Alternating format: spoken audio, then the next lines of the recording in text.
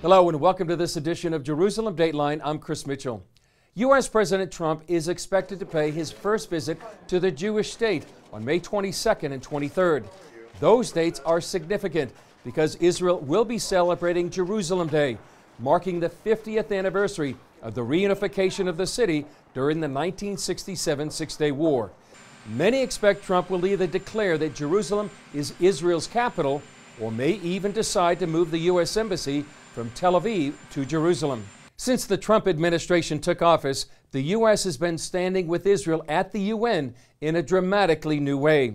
It's still very early in my time as ambassador, but I think I can safely say that it's a new day for Israel at the United Nations. Haley said that in a speech to more than 600 delegates from 90 countries at the World Jewish Congress in New York. She said the UN must stop singling out the Jewish state and that it needs to acknowledge that Iran is the real source of instability and terror in the Middle East. On May 3rd, Palestinian President Mahmoud Abbas is scheduled to visit the White House and meet with President Trump for the first time. Earlier this year, Israeli Prime Minister Benjamin Netanyahu, Jordan's King Abdullah, Egypt's President El-Sisi, and Saudi Arabia's Crown Prince all came to the White House. Abbas's visit precedes what many believe to be a regional peace conference this summer. It's one more attempt to strike a peace deal between Israelis and Palestinians. Some put the blame on Israel's so-called occupation of the West Bank. But for years, Palestinians have waged a terrorism campaign against Israelis. But what's the reason behind this ongoing terrorism in Israel? While Palestinians point to anger over claims of Israeli occupation, others blame it on hopelessness and despair. Corruption in the Palestinian Authority could be driving young Palestinians to carry out terror attacks. In general, people are not feeling safe. If anybody complains against someone who belongs to Fatah or the Palestinian Authority, or against somebody who is related to someone in the Palestinian Authority, the police reject the complaint. Ahmed is one of some 2 million Arabs living under PA control in the West Bank, also known as Judea and Samaria. We've hidden his identity for his protection. Even if somebody has been assaulted by someone who belongs to the Palestinian Authority and complains, they force him to back down, or he is threatened with death or jail. The Palestinian Authority government is in Ramallah. Since its establishment in the mid-90s, the U.S. has committed about $5 billion in assistance. That would make Palestinians among the world's largest recipients of foreign aid. Sometimes I believe that the Revolutionary Council is the council of corruption, and the Executive Committee is a committee to enforce the policy of corruption. Palestinian Prime Minister Rami Hamdallah says there's no corruption in the PA. And usually if we have any report of any corruption, these people will be brought to justice. This is our policy. But in any country, mistakes can happen, and if anyone commits any of these issues, actually, he or she will be brought to justice. According to a survey last year, more than 95% of Palestinians see their government as corrupt. We have freedom of expression in Palestine. People can say anything. Everybody knows that once you complain, you're putting your life in danger. In the policy of the Palestinian Authority, if a person has a problem with an official, even if this official asks him for a bribe, the person has to pay, even if he has nothing. The Palestinian Authority and the security services come against him, and nobody will protect him. President Trump says he wants a peace deal between Israel and the Palestinians, but Ahmed says lack of peace isn't the problem. I want the West and the United Nations to establish an inquiry delegation, an honest one, to inquire into all those crimes that are perpetrated against Palestinians by the Palestinian Authority. I am convinced that once justice will be served, hundreds of those guilty people will be put in prison. Ahmed wants the West and the United Nations to pressure the PA to become an honest government. Until then, he says, there will be no state and terrorism will continue.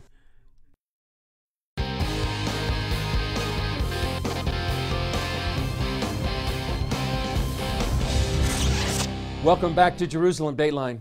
In our hands, The Battle for Jerusalem is one of CBN's largest productions to date. They work with nearly 250 actors and extras, including actual Israeli paratroopers. Every line of dialogue comes from records or diaries and interviews, and many of the battles were actually filmed in their exact locations. Ephraim Graham sat down with some of the members of the cast and crew to see how they made this epic film. We shall destroy Israel and its inhabitant. Arab nations surrounded Israel in 1967 with a battle plan. Our goal is clear: to wipe Israel off the map. That outmanned and outgunned the young country. The Syrian army, with its finger on the trigger, is united. I believe the time has come to begin a battle of annihilation. The Jewish nation's survival hinged on a war that would last only 6 days.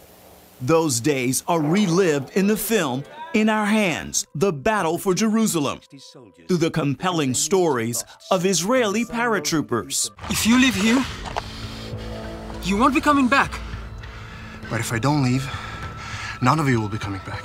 Production for In Our Hands took just under a year to complete, and one of the most pivotal battle scenes was shot right here at Ammunition Hill. We did the shooting on this Jeep right here.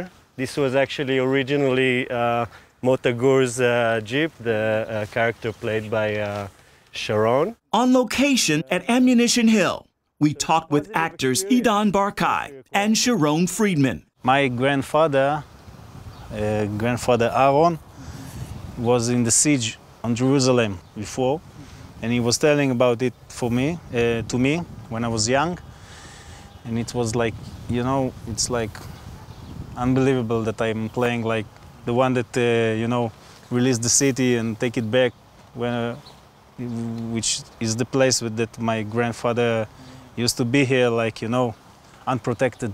Sharon plays 55th Brigade Commander Motagur. Idan plays Chief Intelligence Officer Arik Akman. You want me to plan an entire war in 2 days? Yes? I'm at the university full time. I'm about to take my final exam. So, you'd better get to work. Both of these gentlemen, very impressive in terms of their lives, and they're real life people. Yeah. Were you nervous about portraying people who people celebrate and are heroes?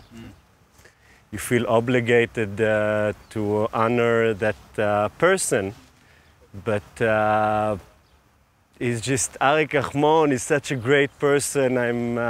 I was humbled, you know. I just tried to do my best, tried to give out the emotion and the tension of the moment I was in. Me myself, I served the army, but I never really fought in big, great wars, fortunately.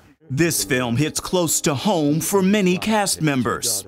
I myself was in the army in the paratroopers, so I could give my input to the part and the movie, but it was more real than just a memory of the Israel history.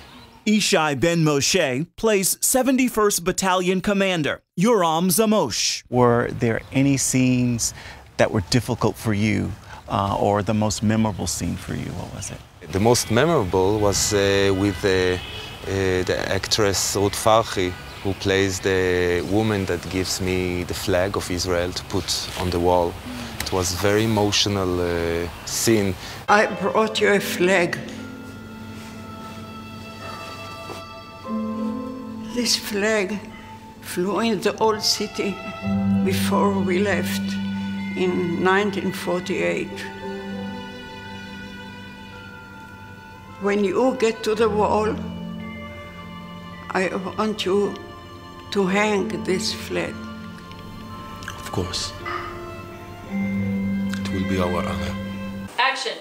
Guiding these emotional scenes, producer and director Aaron Zimmerman. There are so many amazing human stories. I didn't want to do a dry documentary, you know, where you have old footage and you're saying, well, this regiment moved here and this regiment moved here. Of course, this being a film about war, there's a lot of darkness in it. But I felt like there's also a lot of light in the film as well. It was intentional to end on a high note, but it was also my intention not to give an empty, hey, yay, war, we won, because there was so many casualties.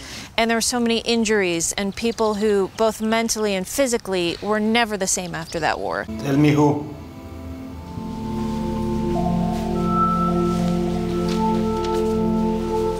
Giora Ashkenazi,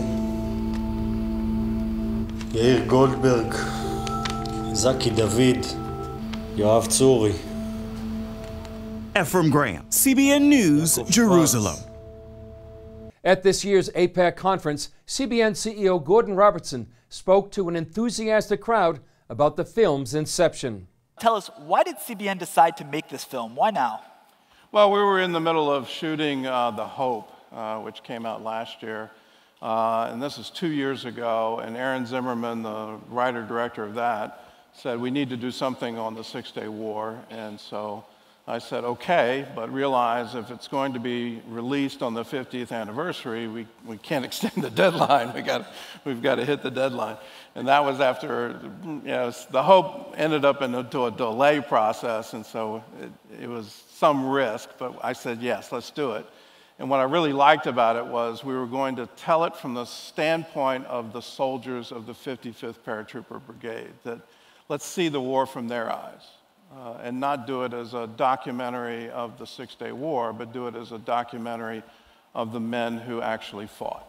Obviously, you had to make a lot of decisions about which parts to include, which parts not to include.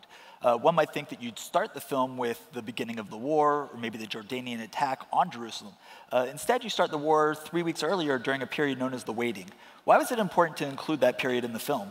Well, I thought it was important to show the world just how perilous the situation was for Israel, that it truly was a miracle that they won. There's a joke that was circulating around Tel Aviv in the airport. There was a sign that was put up, the last one to leave, please turn out the lights. So the state was truly at risk, and the fear was annihilation. They stockpiled body bags. They dug graves in Jerusalem and Tel Aviv, anticipating not just soldiers, but civilians would be killed in huge numbers. And you have to tell that part of the story in order to explain what happened and just what an incredible success it was that Israel actually won that war. You talk a little bit about what was happening on the civilian side in terms of preparing parks and things like this. From your research in the film and making the film, what did you learn about the IDF was actually doing during this period? Were they making plans to capture Jerusalem? Was that part of the original plan? Absolutely. They had no plans to capture Jerusalem. And the 55th Paratrooper Brigade, which is what this movie is all about, they were intended to go to Sinai. They weren't intended to go to Jerusalem at all. And it's amazing that they were able to plan and prepare the battle for Jerusalem literally overnight. Wow. It was less than 12 hours. I think one of the great heroes, you don't hear his name a lot, Arik Akman, he was the intelligence officer. He put together the battle plan. And that was the plan they executed on. And he literally had hours to put that plan together. Wow, that's absolutely amazing. I know that we put this conference together. We work on it for all year long, and for somebody to do it that quickly for a conquest like that is amazing. And you should know, you were in the idea. I was. You use a lot of first-person narratives. You talked about Arik Akman. You use a lot of first-person narratives throughout this film. Why was it important to use actual narratives? I think it personalizes it and it makes it accurate, for lack of a better word. When you hear dialogue in this film, it's words that were actually spoken. We don't make up lines. We don't make up conversations. There's research going into every line in the movie. And the idea is we really want to convey what the soldiers actually discussed, how the battle plans were created, what was going through their mind. And then we have interviews with the survivors, the members of the 55th Paratrooper Brigade who are alive today, giving their reflections now 49, 50 years later. What did they think about what they did? And I'd rather hear from them than hear from an historian. We do have experts in there, but the real driver for me is let's tell the story from the standpoint, the viewpoint of the IDF soldier. When you talk about these soldiers who went through this, and you read these interviews and you see what happened, what really struck you as kind of the most poignant lessons that they take away from it today? There's a scene where they're discussing the battle, and they say Jerusalem has not been conquered from the east since the time of King David. And then the response comes, well, this will be the second time, and then there's a pause, and the last time. And for me, that piece was, that just amazing. Seals it. That's a moment. That's a moment in the film. It's very powerful. Earlier I had mentioned that in the last 50 years, under Israeli rule, people of all faiths are able to pray at their holy sites in the Old City. As a Christian, what does that mean to you? My first trip to Israel was back in 1969, and I remember the joy at the Western Wall. And then I went again repeatedly throughout the 1970s. There was a moment on Christmas Eve where we had a candlelight service outside the town of Bethlehem. And so we're on a hill overlooking, and Bedouin shepherds wanted to see what these crazy Americans were doing with candles on Christmas Eve, and they brought their flocks up. They were watching over their flocks by night. It was a moment when we shared a service with Bedouins with their sheep overlooking Bethlehem. Today, I can't go to Bethlehem. It's not safe for me to do that. And so when the UN comes out and says East Jerusalem is under a blatantly illegal occupation, I go, no. To turn East Jerusalem over the Palestinians, as a Christian, that means I can no longer go to the Church of the Holy Sepulchre. I can no longer go to the Garden of Gethsemane. I can no longer go to the Mount of Olives. I can no longer go to the Western Wall. I can't imagine an Israel like that. Wow. Well, Gordon, thank you very much. I look forward to seeing the full film. Thank you very much. Thank you.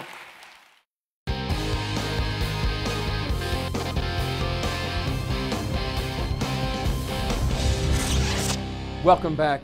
This week, Israel marks its 69th birthday as a nation. Like many Americans, Israelis celebrate their independence with picnics, parties, and fireworks. But those celebrations often pale in comparison to the miracle that led to their independence.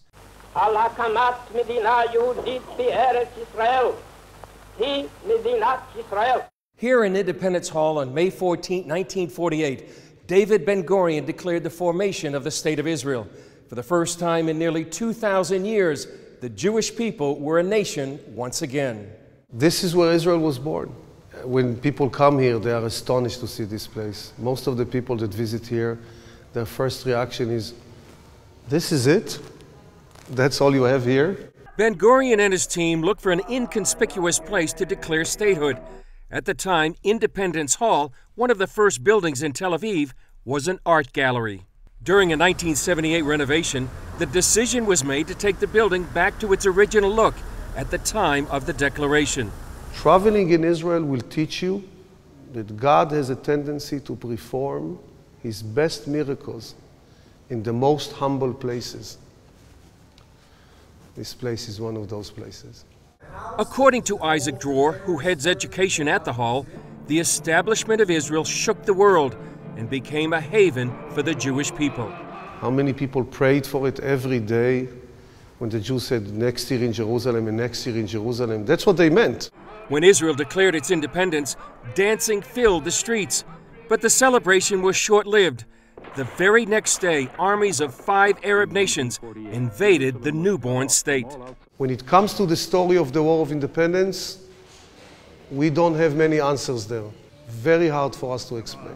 Call it a miracle, call it whatever you want, but we are here. 130,000 people visit this tiny hall each year to hear about the miracle of Israel, including tourists like this group from Massachusetts. I didn't expect it to be so moving. My whole life, Israel has always been here. So I think in some ways took it for granted. And now I, felt like I was here that day. Across the street is this monument with a scripture from Jeremiah. Again I will build you, and you shall be rebuilt, O Virgin of Israel. Surrounded by skyscrapers, and a new generation visiting the hall, it's testament to God's faithfulness to His promise to build and rebuild the Jewish state and its people. Chris Mitchell, CBN News, at Independence Hall in Tel Aviv, Israel.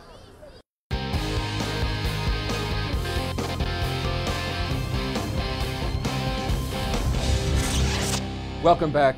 Dry Bones is one of the most well-known cartoons in the world.